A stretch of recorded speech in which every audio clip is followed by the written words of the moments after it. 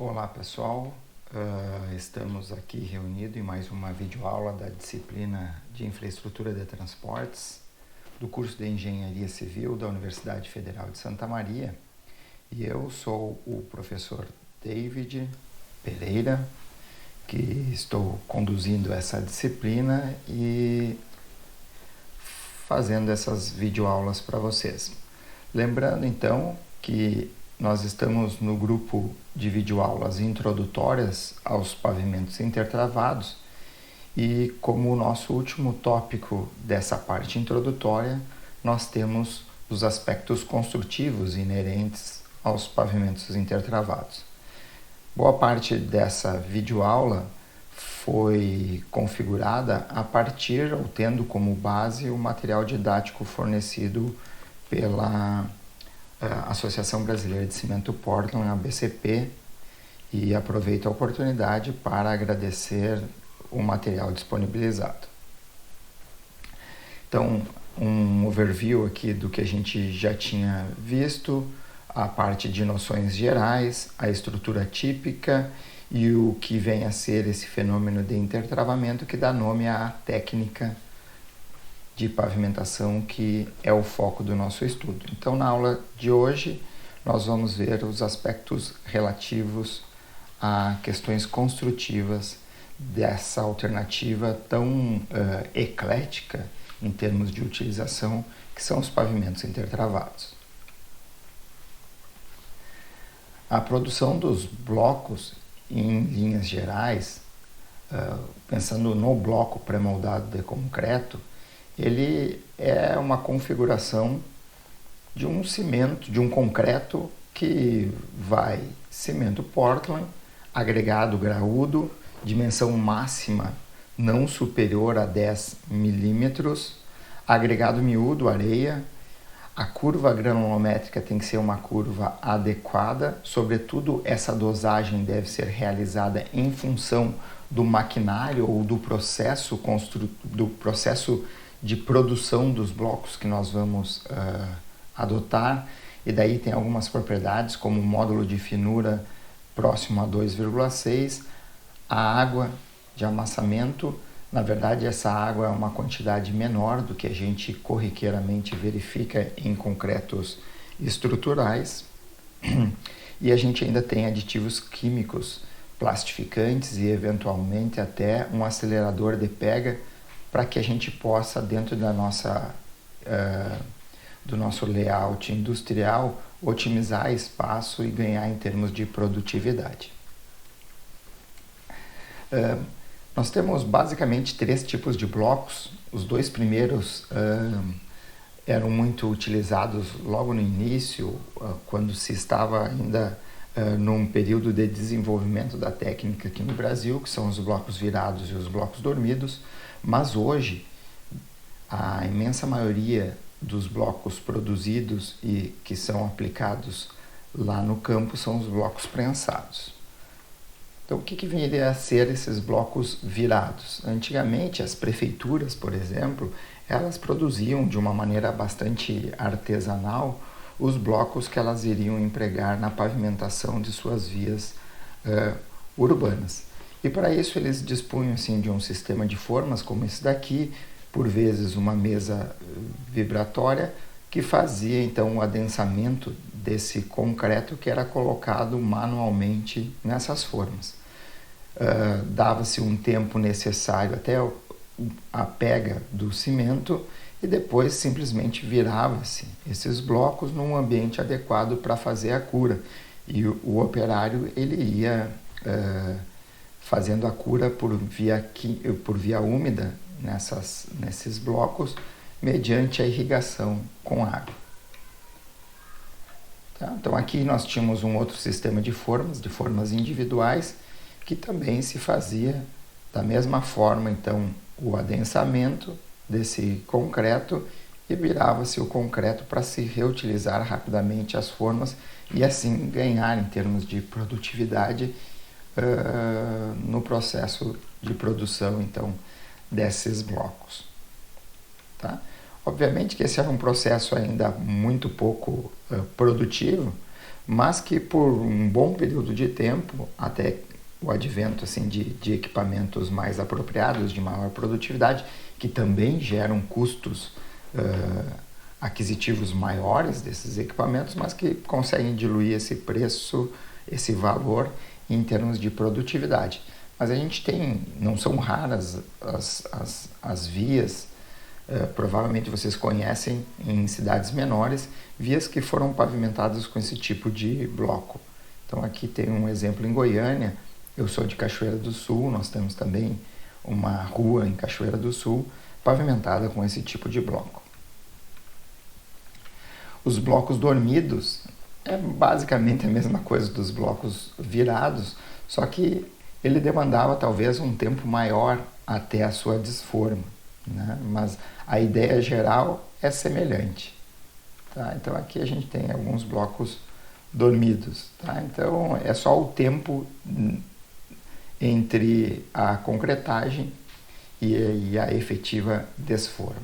Mas o processo era igualmente artesanal, pouco produtivo. Tá? E depois, então, apareceram os blocos prensados ou vibroprensados, que na verdade são blocos prensados ou extrusados e são produzidos em equipamentos todo ele desenvolvido especificamente para essa condição. Muito semelhante à forma com que a gente produz os blocos de alvenaria estrutural, né, em concreto, né? Então eles melhoram o desempenho, propiciam uma maior compactação, densificação desse material, uma vez que eles são efetivamente pressurizados ou prensados, né, compactados a partir da efetiva compressão do concreto. Isso melhora o controle de qualidade, tem um controle de qualidade maior, além de dar essa produtividade tão importante, também gera uma maior padronização produtiva, né? Fazendo com que os blocos tenham características tanto em termos qualitativas, em termos de resistência, quanto dimensionais bastante padronizados. Mas para isso é necessário a gente utilizar concretos de consistência seca, bem mais seca do que aqueles blocos virados ou dormidos. Então, aqui tem um exemplo de uma vibroprensa que na prática faz quase como se fosse um processo de extrusão, tem a forma aqui, né? Então aqui tem os pistões que exercem efetivamente essa compressão que acaba fazendo a extrusão da massa de concreto. Observem que ele tem que ser muito seco porque não tem forma, né? Uma vez extrusado, esses blocos já têm que ter a consistência suficiente de permanecer naquele formato com aquelas dimensões inicialmente proposta pelo sistema de formas. Então aqui tem um equipamento que faz isso, só para vocês terem ideia da dimensão desses equipamentos, um outro modelo de equipamento, né, que fazem esse processo. E para que a gente possa ter assim, uma ideia, uma noção de dosagem, obviamente que essa não é uma dosagem que vocês poderão, se quiserem empreender e começar um trabalho, não é com essa dosagem que vocês vão iniciar o processo de vocês. Mas só para que a gente tenha o feeling em termos de dosagem, a gente tem aproximadamente 350 kg por metro cúbico de concreto, o consumo de cimento Portland, agregado miúdo, areia, em participação de aproximadamente 85%, o restante é agregado graúdo, né, com aquelas características que eu mencionei anteriormente. A gente pode usar algum tipo de pigmento para fazer a coloração dos blocos, e eu posso ainda utilizar algum tipo de aditivo, quer seja para acelerar o pega, né, e fazer com que a cura se dê mais rapidamente, ou outros tipos de aditivos necessários, e isso tem que ser mais ou menos que calibrado em função do equipamento que vai efetivamente fazer a vibroprensagem. Então, cada equipamento demanda, para as condições em que a gente tem, para as características que a gente tem, um certo tipo de dosagem específica para o emprego do equipamento e para a finalidade de uso pretendida para esses blocos. Então, a gente tem aqui, em termos de peso, a gente tem 0,35 de água, o traço 1 de cimento, 4,5 de agregado grau miúdo e 0,8 de agregado graúdo, tá? Obviamente que isso a gente vai ajustando para o equipamento e para as resistências de dosagem requerida para os nossos blocos. Então, aqui nós temos duas condições aqui que a BCP traz e aponta, que o ideal é que durante o processo de extrusão, né, a gente tenha essas pequenas estrias aqui, o que demonstra uma quantidade de água suficientemente capaz à hidratação de toda a massa de cimento presente no bloco. Se eu tiver essa condição aqui sem esse estriamento, é uma condição em que eu tenho uma quantidade de água insuficiente. E essa quantidade de água insuficiente pode gerar blocos mais suscetíveis, sobretudo, ao processo abrasivo ou à perda por abrasão na interação pneu-pavimento.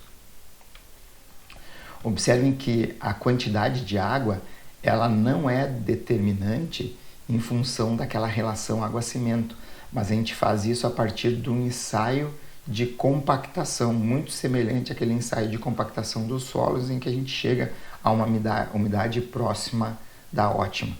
Só que na hora de fazer esse adensamento mecânico pelo equipamento, geralmente escolhe-se nesses equipamentos não a umidade ótima, mas um pouco antes da umidade ótima, ainda no ramo seco.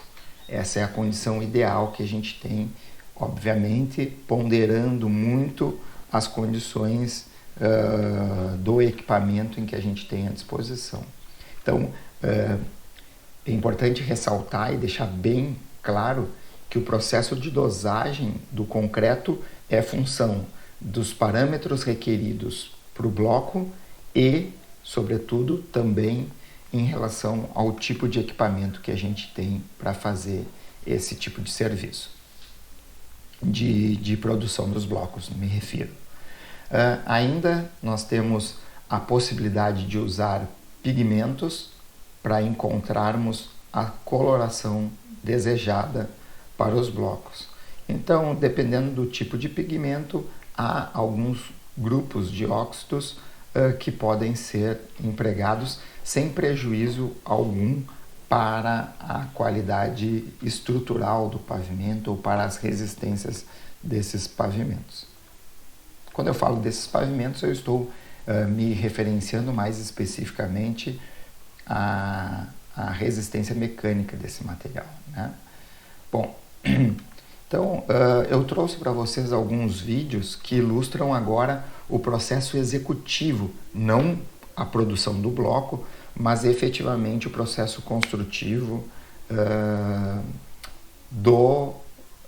sobretudo do que tem a ver com o colchão de areia junto com os blocos e ainda a areia de rejuntamento. Tudo isso eu tirei do YouTube, vocês podem pesquisar, que eu vou mostrar rapidamente alguns detalhes construtivos para vocês. Então esse primeiro vídeo é um vídeo da BCP que faz então a apresentação da execução peça a peça desses blocos. Ele mostra primeiro, faz um apanhado geral assim, dos pavimentos de intertravados e traz lá o processo produtivo. Então, fala do controle tecnológico, da granulometria do material, das usinas que vão produzir esse concreto, os agregados, a introdução do cimento no processo industrial, toda a planta que produz esses blocos ela precisa ter uma usina, obviamente, para produzir o concreto. Aqui a introdução de pigmento para coloração vermelha, né? A água sendo introduzida na quantidade de dosagem. Então, essa massa, essa farofa, ela vai ser agora, e esse é o importante passo, ó, ela vai ser vibroprensada. Observem, ó, a partir desse momento, não há mais forma dando forma ao bloco. Aquele processo de vibroprensagem já molda o bloco na dimensão em que ele vai ir para a cura. A partir daqui, um equipamento pega esses blocos numa espécie de pallet e leva para a câmara específica para fazer a cura dos blocos. Ó, observem até que sai uma fumacinha, porque por vezes, ó, levando lá para a câmara de cura. Então aqui a gente tem a umidade controlada e uma determinada temperatura para acelerar o processo de cura do bloco. Aqui ele está fazendo o ensaio de compressão para verificar aqueles 35 ou 50 megapascal e já está paletizado para poder expedir e ir para a obra o bloco. Bom, e agora a gente chega no processo de execução passo a passo ou peça a peça. Então se faz primeiro todo o serviço necessário de preparação eventualmente do subleito, da subbase, da base, até que a gente chegue numa condição apropriada para fazer o espalhamento e o nivelamento do colchão ou da areia de assentamento, que deve ser feito já previamente, que deve ser realizado posterior, como vocês viram na imagem anterior, aqui, vou voltar aqui, à introdução dos elementos de contenção lateral, que pode ser o próprio meio-fio. Então, uma vez colocado o meio-fio, esse próprio meio-fio serve de mestra para a gente fazer o nivelamento da areia. Então, uma vez nivelada essa areia, que é o nosso colchão de assentamento, nós estamos prontos para ir assentando os blocos, que chegam na obra paletizados e o calceteiro simplesmente vai colocando no arranjo estipulado, especificado, essas peças. Observem que as peças, conforme eu já havia mencionado nas aulas anteriores, elas possuem essas saliências que servem já de espaçadores a fim de garantir os 3 milímetros de juntas entre as peças de concreto. Observem que o operário ele não compacta, ele não enterra o bloco, ele simplesmente assenta o bloco. Tá? Então, posterior a isso, se há necessidade de fazer algum corte, esse corte tem que ser feito com serra apropriada e a gente está pronto então para fazer essa chamada pré-compactação. Eu vou deixar paralisado aqui o vídeo só para explicar melhor um pouco esse processo para vocês. Essa pré-compactação, ou o termo compactação, talvez não seja o mais adequado, porque na prática não se faz uma compactação. Você passa um equipamento primeiro de pequeno porte, mesmo que nós estivéssemos num ambiente com esforços bastante acentuados, como é o caso de Porto, em regiões portuárias, esse processo de compactação, entre aspas, sempre é o mesmo. Ele sempre deve ser feito ou com um rolo de pequeno porte, ou com uma placa vibratória, com um sapinho, porque o interessante disso é simplesmente prover um certo assentamento inicial dos blocos sobre o colchão de areia, não querendo que esses blocos penetrem efetivamente na areia. Mas o próprio processo de vibração dos blocos permite que a areia já se adense e com esse adensamento da areia a gente também já tem a condição superficial adequada e já um primeiro preenchimento das juntas por parte das juntas dos blocos por parte da areia que está colocada no colchão. Uma vez finalizado essa pré-compactação, a gente pega a areia de rejuntamento, distribui ela e com uma vassoura, que pode ser inclusive uma vassoura mecânica, numa bobcat, por exemplo, a gente vai forçando a distribuição dessa areia nas juntas. E se faz o que a gente chama, e o que a BCP chama, de compactação final. Mas igual, não é a compactação, sempre feita com um equipamento de pequeno porte que vibra, e esse processo de vibração possibilita uma forma mais rápida de preenchimento dessas juntas com o material de preenchimento, né? No caso, a areia de rejuntamento. E dessa forma, a gente tem concluída a execução passo a passo, ou como elas chamam, peça a peça dos pavimentos intertravados. Então vejam, observem que é um processo relativamente artesanal, não se tem tanta produtividade. Entretanto, se comparado com os pavimentos com peças em paralelepípedo, a gente tem uma condição produtiva melhor do que a anterior, uma vez que a gente tem uma uniformidade das peças, dimensionais das peças, né? Então, essa animação demonstra o processo como um todo.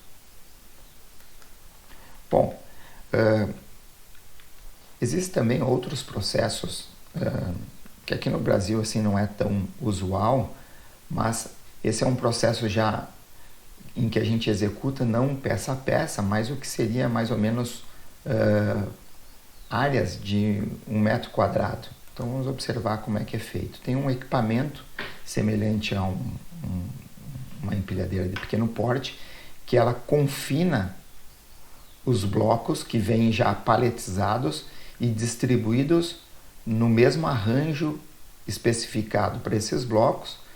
Então ele confina essa camada e coloca ela no ponto adequado do pavimento. Com auxílio desse colaborador aqui, vocês vão observar que ele faz o ajuste fino do encaixe entre os blocos. Obviamente que esse é um processo muito mais produtivo do que aquele primeiro, uma vez que a gente tem aqui 1 metro quadrado de peça a cada ciclo de carga e de colocação por parte desse equipamento, né? Esses blocos eles estão apenas confinados, né? Observem aqui, ó, que tem um dispositivo que abraça toda aquela linha ou camada de peças pré-moldadas e faz a sua introdução no pavimento. Então, o processo produtivo já vai ganhando em termos comparativos ao primeiro que a gente verificou. Ó. Bom, isso também é um vídeo, é bom ressaltar, que eu peguei do YouTube, está aqui o link do YouTube. E um outro processo é de um equipamento, nesse aqui é um caso específico de um equipamento holandês, em que tem uma plataforma lá em cima, que eu posso ajustar a largura em função da largura da via ser pavimentada, em que os colaboradores lá em cima já vão arranjando as peças na forma com que tinha sido especificado esse arranjo das peças. E nessa plataforma em plano inclinado, conforme vocês verão daqui a pouco, ó, vai escorregando as peças já na configuração de arranjo demandada no projeto. E a partir daí, o que a gente faz é simplesmente distribuir a areia de rejuntamento e fazendo aquela vibração para promover o preenchimento das juntas com a areia de rejuntamento.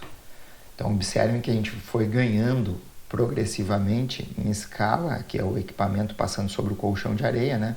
A gente foi ganhando em termos de produção.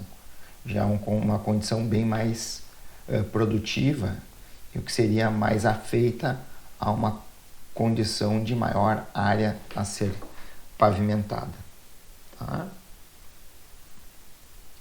Então há várias formatações possíveis de arranjo, de tal sorte que a gente já pode ir executando com uma produção bem maior com que a gente teria no primeiro caso, que é ainda o mais usual aqui no país. Também do YouTube, então, esse videozinho. Por fim, pessoal, o que eu gostaria de trazer para vocês é a questão relativa aos custos aproximados no ano de 2020 na região de Santa Maria, especificamente na região de Santa Maria. As peças pré-moldadas de concreto, o metro quadrado está entre R$ 28,00 e R$ 35,00, dependendo da espessura dos blocos, de 60 ou de 80 milímetros. A mão de obra do assentador, que é o calceteiro, ela está girando próximo de R$ 12,00 o metro quadrado. Se eu for determinar o custo total, já com o colchão de areia e mais o bloco de 60 milímetros, uma construtora aqui da cidade me passou que mais ou menos com a mão de obra incluída e os materiais, tanto os blocos, então o calceteiro e também a areia e o serviço de distribuição e nivelamento da areia, nós temos um custo em Santa Maria, nesse ano de 2020, aproximado de R$ 75,00. Com isso, pessoal, nós finalizamos essa parte introdutória aos pavimentos intertravados, em que vimos aspectos gerais de utilização e de emprego, de potencialidade de emprego dessa técnica bastante eclética que são os pavimentos intertravados. Nós vimos também aspectos relativos à condição de estrutura do pavimento, a seção transversal típica de um pavimento intertravado, em que a gente não tem grandes modificações até chegarmos no ponto em que será necessário a introdução dos elementos de contenção lateral, do colchão de areia, do bloco propriamente dito e da areia de rejuntamento. Vimos posteriormente o que dá nome àquele fenômeno de intertravamento, que é um aspecto estrutural extremamente importante, porque é ele que garante que os esforços gerados pelo tráfego lá no topo dos blocos sejam dissipados de uma maneira mais tênue para as camadas subjacentes, em função desse atrito que ocorre entre esses blocos. Então a gente tem essa redução significativa dos esforços. Então esse é o fenômeno de intertravamento, e vimos também quais são os aspectos que podem prover um maior intertravamento. E finalizamos essa parte introdutória no que diz respeito aos aspectos construtivos, quer seja de produção, obviamente que foi só uma noção para vocês do processo de produção dos blocos para aplicação em pavimentos intertravados, e também de como se faz a execução especificamente dessas peças pré-moldadas de concreto. Com isso, então, eu queria reforçar o agradecimento pelo fornecimento do material didático que foi adaptado para essas videoaulas. Então, agradecendo à Associação Brasileira de Cimento Portland, e agradecer também a atenção de todos vocês que possibilitaram, então, que a gente tivesse essa parte introdutória de pavimentos intertravados. Lembrando que daqui para frente o que vai restar são videoaulas, tanto do que diz respeito ao método que nós utilizaremos de dimensionamento de pavimentos intertravados, e também dos exemplos de dimensionamento em que nós vamos trabalhar em videoaulas separadas. Um grande abraço a todos, mantenham-se saudáveis e bem. Obrigado pela atenção e até a próxima.